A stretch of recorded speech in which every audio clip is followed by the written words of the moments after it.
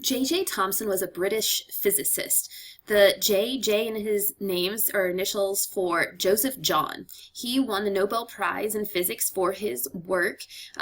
Notice how we are talking a lot about physics, and that's because the area of chemistry is not even yet born yet. All of these people making these discoveries are doing so through their study of physics and different observations and experiments they're doing for physics. Also notice the year. The year is 1896. This is almost 100 years after John Dalton came up with his atomic theory.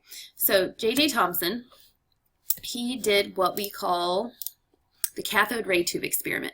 So in this cathode ray tube, there was a beam of electrons that was sent through the tube. There's a phosphorescent screen behind the tube, and that phosphorescent screen helped illuminate the electrons. I want to make it very clear that electrons are not green. This is just the phosphorescent screen that allowed J.J. Thomson to be able to visualize the electrons. As J.J. Thomson was looking at these electrons traveling from one end to the other of the cathode ray tube, he brought in a magnet. So magnets have both a positive and a negative pole or end. So one of the ends of the magnet would cause the electrons to either go towards that or away from his magnet. So one of the things you'll see here is that this magnet is making the electrons repel away from it. We know that electrons have a negative charge. So if these electrons have a negative charge and they're repelling away from this magnet, then this must be the negative end of the magnet. One of the things that we can also assume is that if there is a positive magnet, then the electrons would be attracted towards it. So let's look at a demonstration of that. In this diagram, we can see that there are electrons that are traveling across the cathode ray tube. Now this cathode ray tube looks a little bit different, but still in the same respect, we have the electrons traveling across the cathode ray tube. We know that the electrons themselves are negative. So I want you to notice that here we have some charged plates.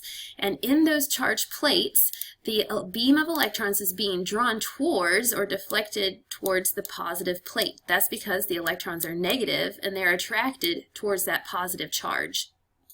So the main things that we need to know from J.J. Thomson's experiment, called the cathode ray tube experiment, is that the beam of electrons was sent across the cathode ray tube, although he didn't know they were electrons at the time. He put them between charged plates or around charged magnets, and the beam, which we know are electrons now, was attracted towards the positive plate because electrons are negative and the plate or positive end of the magnet was oppositely charged and opposites attract. So the main conclusion is that beam must have been made of negatively charged particles, and he called them electrons. One of the things that we need now is a new model of the atom. With John Dalton in his atomic theory, we have the solid sphere model. So what type of model did J.J. Thomson come up with? Well, we did say he was British, and at the time there was a popular British dessert called plum pudding. I do not think this looks delicious. However, if you like fruit cake, maybe you will. Notice that there are these plums interspersed throughout this pudding. So that's why it's called plum pudding, and he was eating this one day and he said, wow, I think this is what the atom looks like, because he visualized that all of these plums are the different types of that are floating in the atom. So for example, there'd be an electron, there'd be an electron. All these plums are just floating around in this pudding. So he visualized that this is what the model of the atom must look like, that these electrons are just floating around in this nice bread pudding. So, because of that, we have now a new model of the atom at this era in history. So the model of the atom that in history we started using after J.J. Thomson's cathode ray tube experiment, which discovered the electron, is called the plum pudding model of the atom. So notice, similar to that previous picture of plum pudding, that we have electrons floating around in essentially a pudding or a positive goo.